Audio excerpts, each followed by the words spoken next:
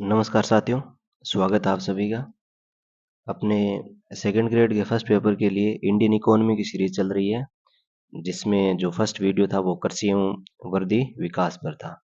उसका जो first part था और आज अपन सेकंड पार्ट देखेंगे, क्योंकि उसमें कुछ चीज़ें कवर नहीं हो पाई थी, इसलिए मैंने इसका एक सेकंड पार्ट और बनाया है। तो ये फर्स्ट पेपर के लिए सितंबर में आपको पता ही है एग्ज़ाम है आपका। और इसके अलावा जो आरएस है, पीएसआई है या जो एसएसटी है लेवल 2, उसके लिए भी ये इम्पोर्टेंट है। तो शुरुआत करते हैं। तो सबसे पहले अपन एमएसपी एमएसपी के बारे में पढ़ेंगे कि इसका मेन क्या होता है। Minimum support price. और ये क्या चीज़ होती है? ये वह न्यूनतम मूल्य होता है जो सरकार के द्वारा किसानों को दिया जाता है। और इसका एम क्या है? सुरक्षा करना, यानी जो भी मार्केट में जो कीमतों में तेजी या गिरावट के कारण उनको नुकसान न हो, उसे तो सरकार की तरफ से गारंटी सुनिश्चित की जाती है, उनकी सुरक्षा की जाती है।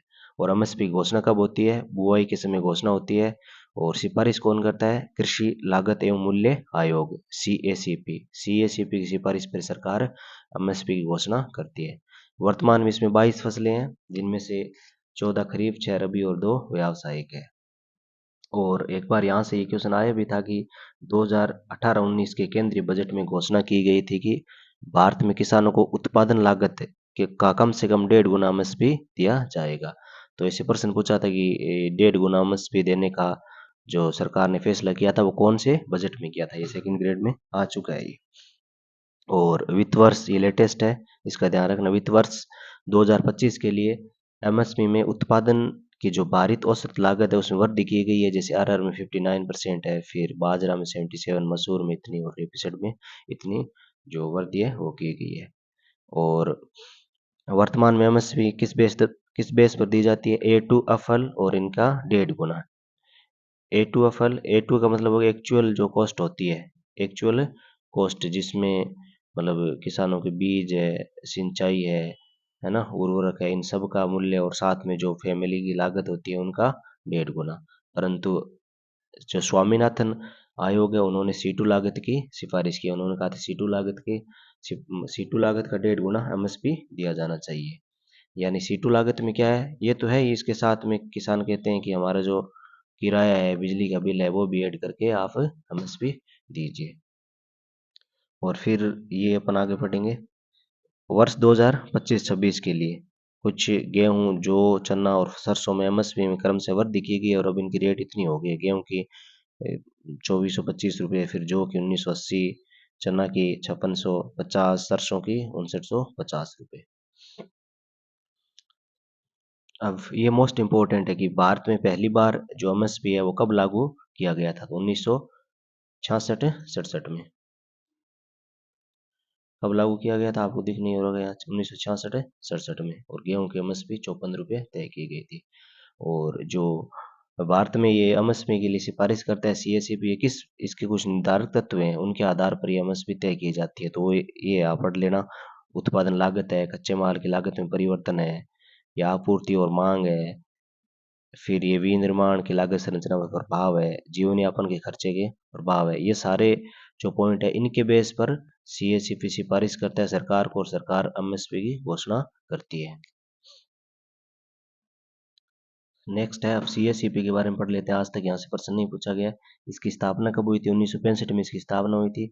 और पहले ये कृषि मूल्य आयोग कहलाता था, फिर 1985 में इसका नाम चेंज होके कृषि लागत और मूल्य आयोग नाम कर दिया गया। थोड़ा ये देख लेना। और एक ये लघु सिंचाई कोष, सरकार ने नाबार्ड के साथ 5,000 करोड़ रुपए के साथ लघु सिंचाई कोष बनाए। कितने? 5,000 करोड़ के साथ है। और इसमें ऋणों पर 2% ब्याज अनुदान दिया जाएगा। मैं ये जो पीपीटी का यूज कर रहा हूँ, इनमें इंपॉर्टेंट पॉइंट है वही बता रहा हूँ, आप सीधा इनको आप याद रख सकते हो। जैसे नाबार्ड के साथ 5,000 करोड़ रुपए, ऋणों पर 2% का अनुदान ऐसे। फिर ये वित्त वर्ष यानी 2025-26 के लिए 14 खरीफ की फसलों के लिए एमएसपी को मंजूरी दी है। और ये 1.5 गुना वर्दी वाला अपन ने पढ़ लिया। और इनमें आपको एक चीज ये ध्यान रखना है कि इनमें सबसे अधिक जो एमएसपी में वृद्धि की गई है वो है राम तिल में 820 रुपये प्रति क्विंटल। 14 फसलों की एमएसपी की घोषणा की गई थी, उनमें सबसे अधिक इसमें राम तिल में 820 रुपये प्रति क्विंटल, ये भी याद रखें। फिर नेक्स्ट है केसीसी, किसान क्रेडिट कार्ड योजना, स्टार्ट है 1998 में। और इसका संचालन कौन कर रहा है? आरबीआई, नाबार्ड और भारत सरकार। इसका एम क्या है? किसानों को एक तो सस्ता ऋण देना है, उसके अलावा जो भी उनको आउटपुट की जरूरत होती है उसे तो अल्पकालिक कार्यशील पूंजी देना। और इसके कुछ लेटेस्ट डाटा ये देखो, मार्च 2024 तक देश में केसीसी के जो चालू खाते हैं वो कितने? 7.75 करोड़। और 2018-19 से इसमें मत्स्य पालन और पशुपालन को भी शामिल किया गया है, मत्स्य पालन और पशुपालन को भी। और 31 मार्च 2024 तक मत्स्य पालन और पशुपालन गतिविधियों के लिए क्रम से मत्स्य पालन के लिए 1.24 लाख और पशुपालन के लिए 40.40 लाख केसीसी कार्ड जारी कर दिए गए हैं। और इसमें क्या है, ये इंपॉर्टेंट चीज़ ये ध्यान रखना है कि इसमें कृषि गतिविधियों 3 लाख रुपए और सहायक गतिविधियों तो 2 लाख रुपए तक का अल्पकालिक ऋण 7% की ब्याज दर पर। और समय पर यदि पुनर्भरण किया जाता है 3% का ब्याज अनुदान दिया जाता है। और ये जो संशोधित ब्याज अनुदान योजना है उसके तहत केसीसी की जो ऋण लोन की सीमा है वो 3 लाख से बढ़ाकर 5 लाख कर दी है। ये लेटेस्ट है केंद्रीय बजट में, इसमें ये चेंज किया गया है कि जो 3 लाख की सीमा है वो कितनी? 5 लाख कर दी है। और जो किसान क्रेडिट कार्ड है वो 10 लाख करोड़ को पार कर गए हैं, और जिसमें से 7.72 करोड़ किसानों को लाभ मिला है। फिर इसमें 2018-19 में जो पशुपालन, डेयरी है, मत्स्य पालन है, इनको भी शामिल किया गया था केसीसी में। ये अपन ऊपर पढ़ लिया कि संशोधित ब्याज छूट योजना के तहत लोन की सीमा वो 3 लाख से बढ़ाकर कितनी कर दी है? 5 लाख। इनको याद रखना। फिर नाबार्ड 1982 में शिवरमन समिति की सिफारिश पर, और ये कृषि व ग्रामीण विकास को बढ़ावा देने के लिए कार्य करता है। फिर नेक्स्ट है कृषि अवसंरचना कोष। इसका गठन अगस्त 2020 में हुआ था, और राशि कितनी है? 1 लाख करोड़ की राशि है। और इसकी अवधि कितनी है? 2020-21 से 2032-33, यानी टोटल 13 वर्ष की इसकी अवधि है। और ये काम क्या करेगा? नाम से पता चल रहा है कि कृषि अवसंरचना कोष, यानी कृषि के लिए जो इंफ्रास्ट्रक्चर है वो बनाएगा ये, है ना। और साथ में बैंकों से लोन लेने में भी मदद करेगा। यानी ये देख रखें जैसे गोदाम है, कोल्ड स्टोरेज है, प्रसंस्करण केंद्र है, ये इसके अंदर बनाए जाएंगे। नेक्स्ट है हरित क्रांति। हरित क्रांति से एक बार अपने जो वरिष्ठ अध्यापक का प्रथम प्रश्न पत्र है उसमें क्वेश्चन पूछा भी गया था, और बहुत ही अच्छे लेवल का क्वेश्चन था। तो इसकी स्टार्टिंग 1966-67 में, और जनक कौन है? एम.एस. स्वामीनाथन, भारत में। और इसके मुख्य घटक क्या है हरित क्रांति के? एक तो उन्नत किस्म के जो बीज थे, एचवाईवी, और रासायनिक उर्वरक है, सिंचाई को बढ़ावा देना, ये इसके घटक है। और इसका ये यहीं से प्रथम जो प्रश्न था वो आया था कि प्रथम चरण केवल कुछ राज्यों में ही, पंजाब, हरियाणा, आंध्र प्रदेश, तमिलनाडु तक सीमित था, ये सही बात थी। और ये मुख्यतः गेहूं और चावल तक सीमित थी, ये भी बात सही है। 1967-68 से 2019-20 तक गेहूं उत्पादन में लगभग 4 गुना वृद्धि हो गई है। इसीलिए तो भारत क्या आज गेहूं में, खाद्यान्न में आत्मनिर्भर है, और जो एक्स्ट्रा होता है वो मतलब एक्सपोर्ट भी करता है। ये एचवाईवी बीजों का लाभ केवल गेहूं पैदा करने वाले कुछ क्षेत्रों तक ही मिल पाया था, ये भी सही है। और वर्तमान में इसके क्या है? प्रतिकूल पर्यावरणीय प्रभाव पड़ गए हैं, इसलिए सदाबहार क्रांति की वकालत की थी किसने? एम.एस. स्वामीनाथन ने। यानी जो ज़्यादा से ज़्यादा रासायनिक उर्वरक है उनका यूज कर रहे हैं, या सिंचाई के साधनों को, जैसे भूमिगत जो जल है वो कम हो रहा है, तो इसके प्रतिकूल पर्यावरण प्रभाव है, इसे तो इन्होंने कौन सी क्रांति की बात की थी? सदाबहार क्रांति की। अब नेक्स्ट है उर्वरक खपत। ये दिसंबर 2024 तक 222 लाख टन हो गए, जिसमें 70 लाख आयातित है और 165 उत्पादित है। कुछ जो उर्वरकों को संतुलित करने हेतु कुछ योजनाएं हैं, उनमें से एक है पीएम प्रणाम योजना। तो एक तो इसकी फुल फॉर्म याद रखनी है आपको कि program for restoration, awareness generation, nourishment and amelioration of mother earth. ये जो फुल फॉर्म है इसका आप ध्यान रखें। और जून 2023 में इसकी स्टार्टिंग हुई थी। और यानी ये अपन ऊपर पढ़ा है कि रासायनिक जो उर्वरक है उनको संतुलित करने हैं, तो यानी एक तो रासायनिक उर्वरकों का उपयोग कम करना है और इनका संतुलित उपयोग करना है। वैकल्पिक उर्वरक है जैसे नैनो यूरिया है, नैनो डीएपी है, या जैविक उर्वरक है या जैविक खाद है, इनको उपयोग को बढ़ावा देना है। और कोई राज्य ऐसा करता है तो उसके उर्वरक का जो खर्चा है बचता है तो सरकार उसे 50% की सब्सिडी देगी। नेक्स्ट है मृदा स्वास्थ्य कार्ड। ये योजना 2015 से स्टार्ट हुई थी सूरतगढ़ से, और इसका मोटो ये स्वस्थ धरा तो खेत हरा। इसमें क्या किसानों को जो मिट्टी की पोषक स्थिति है उसकी जानकारी दी जाती है, और टोटल इसमें मतलब 12 मापदंड होते हैं उसके आधार पर, और इसके मिट्टी के नमूने साल में 2 बार लिए जाते हैं। और अब इसके कुछ इंपॉर्टेंट फैक्ट है देखो, 2022-23 से इस योजना को मृदा स्वास्थ्य व उर्वरता के नाम से राष्ट्रीय कृषि विकास योजना में घटक के रूप में शामिल कर लिया गया। इसमें राष्ट्रीय कृषि विकास योजना के घटक के रूप में। और फिर इसकी कुछ उपलब्धियां हैं कि इतने मृदा स्वास्थ्य कार्ड जारी कर दिए हैं, 24.74 करोड़। और ये मृदा परीक्षण लैब है 8,272। नेक्स्ट है प्रधानमंत्री किसान सिंचाई योजना 2015 में, और इसके कुछ घटक है। AIBP यानी त्वरित सिंचाई लाभ कार्यक्रम, यानी इसके अंतर्गत जो भी सिंचाई की परियोजना है उनको जल्द से जल्द कंप्लीट करना है, और हर खेत को पानी यानी कमांड एरिया उसका विकास करना है, और पर ड्रॉप मोर क्रॉप यानी जो लघु सिंचाई है, बूंद बूंद सिंचाई है, उनको बढ़ावा देना है। नेक्स्ट है फिर जैविक और प्राकृतिक खेती। तो भारत में 44.3 लाख जैविक किसान है, जो दुनिया में सबसे ज्यादा है। और 2022-23 में भारत के लगभग 68 लाख हेक्टेयर पर जैविक खेती की गई थी। फर्स्ट राज्य सिक्किम था, और फिर त्रिपुरा, ये अपने उत्तराखंड, ये भी जैविक राज्य है। और इन्हें तो योजनाएं जैसे पहले है परंपरागत कृषि विकास योजना, परंपरागत कृषि विकास योजना 2015 में स्टार्ट हुई थी। और ये क्लस्टर आधारित योजना है, न्यूनतम 20 हेक्टर यानी 50 या 50 से अधिक जो किसान वो संगठित होकर इस हेतु अप्लाई कर सकते हैं, न्यूनतम 20 हेक्टर। और ये क्या है, जैविक खेती को प्रोत्साहन देती है। और इसमें कृषकों को 3 वर्षों के लिए 31,500 रुपये प्रति हेक्टर के रूप से वित्तीय सहायता दी जाती है सरकार की तरफ से। और फिर इस योजना के तहत इतने जो हेक्टेयर है, इतने क्लस्टर है, वो स्थापित किए जा चुके। फिर जीरो बजट नेचुरल फार्मिंग 2015 में आई थी, और इसका मोटो ये खेती में जान तो सशक्त किसान, जैविक खेती को बढ़ावा देना है और उत्पादन लागत को कम करना है। नेक्स्ट है ये मोस्ट इम्पोर्टेंट है, ये जो राष्ट्रीय प्राकृतिक खेती मिशन है ना, राष्ट्रीय प्राकृतिक खेती मिशन, ये मोस्ट इम्पोर्टेंट है। इसकी स्टार्टिंग हुई थी 25 नवंबर 2024 को। और इसमें क्या है, प्राकृतिक खेती यानी जैविक खेती को बढ़ावा देना है। और मंत्रालय कौन सा है इसका, कृषि एवं किसान कल्याण मंत्रालय है। और इसके टारगेट क्या है कि अगले 2 वर्षों में 15,000 ग्राम पंचायत समूह में इसको लागू किया जाएगा, 15,000, और 1 करोड़ किसानों तक पहुंचाया जाएगा। और 10,000 जो जैव इनपुट संसाधन केंद्र है, BRC, वो स्थापित किए जाएंगे। तो ऐसे जो डाटा है ये आपको याद करने, जैसे 10,000 BRC स्थापित होंगे, 15,000 मतलब ग्राम पंचायतों तक 1 करोड़ किसानों को जोड़ा जाएगा। और उसमें साथ में मतलब 7.5 लाख जो हेक्टेयर क्षेत्रफल पर ये खेती स्टार्ट की जाएगी। तो आप देखिए कि राष्ट्रीय प्राकृतिक खेती मिशन हरित भविष्य की ओर कब स्टार्ट की थी, 26 नवंबर 2024 को। इसके एम देख लीजिए आप, ये एक तो रसायन मुक्त खेती है उसको बढ़ावा देना है, 1 करोड़ किसानों को लाभ पहुंचाना है, और 10,000 जो BRC है वो स्थापित करने हैं। और इसके लिए इतना बजट जारी किया गया था। और साथ में 7.5 लाख हेक्टेयर क्षेत्र में ये प्राकृतिक खेती शुरू की जाएगी।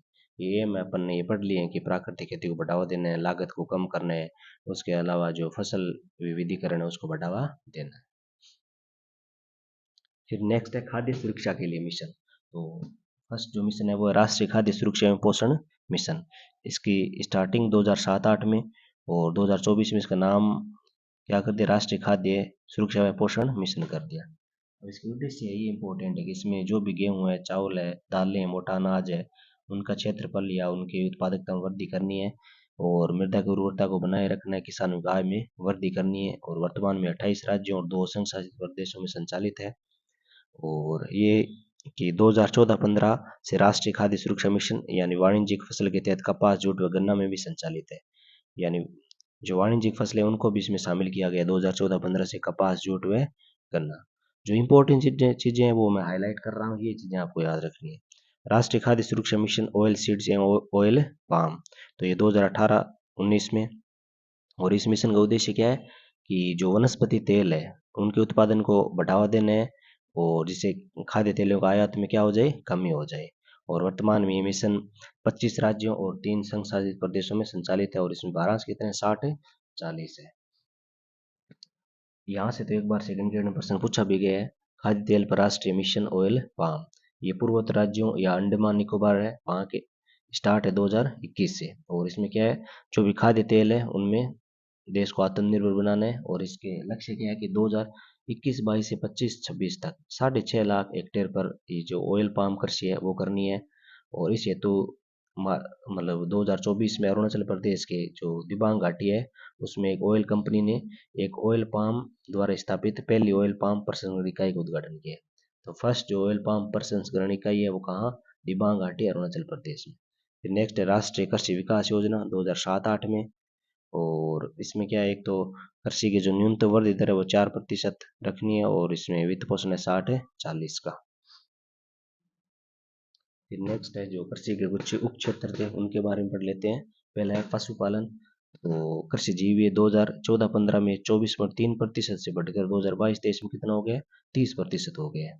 और फिर इसका जीवी में कितना योगदान है, 5.5%। इसे तो पशुपालन अवसंरचना कोष भी है 2020 में 15,000 करोड़ के साथ। और फिर राष्ट्रीय गोकुल मिशन है 2400 करोड़ के बजट के साथ।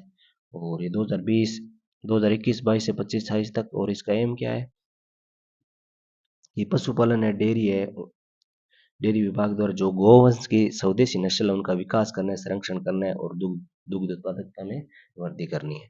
और एक इस मैत्री क्या फुल फॉर्म है, ये याद करना, ग्रामीण भारत में बहुउद्देशीय कृत्रिम गर्भाधान तकनीशियन, ये याद रखनी। फिर है मत्स्य पालन। इसकी CAGR कितनी है, वार्षिक जो वृद्धि दर है वो 13.67%। और इसकी हिस्सेदारी कितनी है जीवीए में, 6.72। 2023-24 में भारत में 184 लाख टन, यानी वर्ष 2014 में 95 लाख था, इतनी मछली का उत्पादन हुआ है, यानी 10 साल के अंदर लगभग दोगुना। और ये इंपॉर्टेंट पॉइंट है, भारत का समुद्री खाद्य निर्यात वित्त वर्ष 2020 की तुलना में 2023-24 में लगभग 30% तक वृद्धि हुई है। तो ऐसे पॉइंट आपको याद रखना है।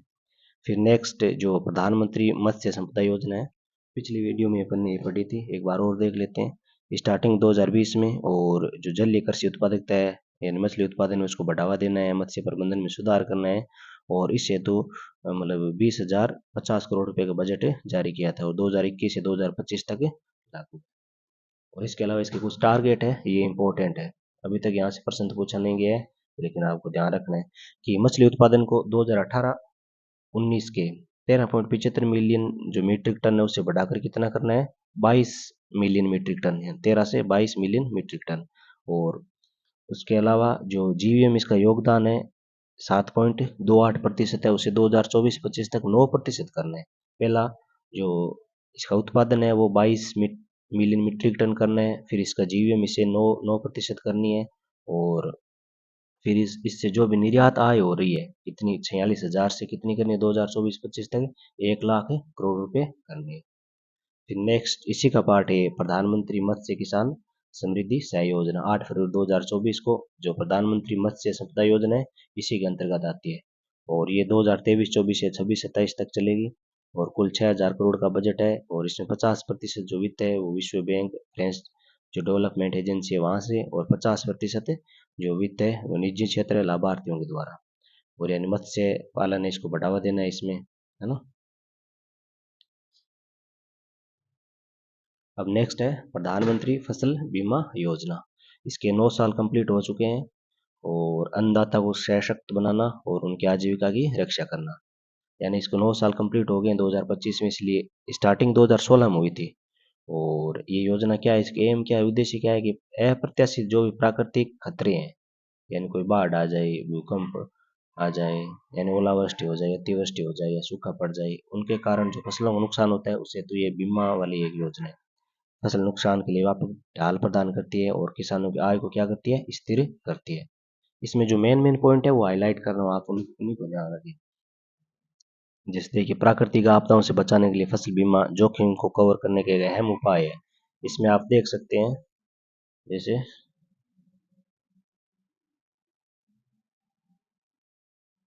हम्म, इसमें मतलब ओलावृष्टि है, सूखा है, बाढ़ है, चक्रवात है, या बेमौसम बारिश है, बीमारी है, कीटों के हमले से यदि कोई प्राकृतिक आपदा से नुकसान हो जाता है तो किसानों को वित्तीय सहायता दी जाती है।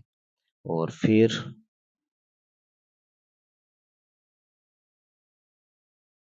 इसकी प्रोग्रेस को देखते हुए सरकार ने इसके लिए बजट जारी किया था 69,000 करोड़ रुपए का, और 2025-26 तक इसको जारी रखने की मंजूरी दी।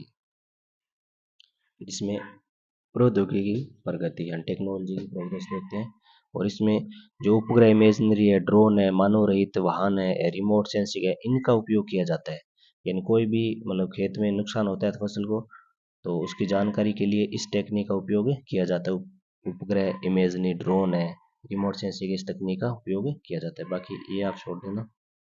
फिर किफ़ायती प्रीमियम, ये मोस्ट है, इसमें प्रीमियम दिया जाता है। जैसे जो खरीफ की फसल है 2%, रबी के लिए और रबी और तिलहन के लिए 1.5% और वाणिज्य के लिए 5% प्रीमियम दिया जाता है। फिर नेक्स्ट पॉइंट ये है कि जो नॉर्थ ईस्टर्न जो स्टेट है, जैसे जम्मू कश्मीर है, हिमाचल प्रदेश है ना, तो इनमें सरकार जो पूरा पूरा प्रीमियम है वो प्रदान करती है।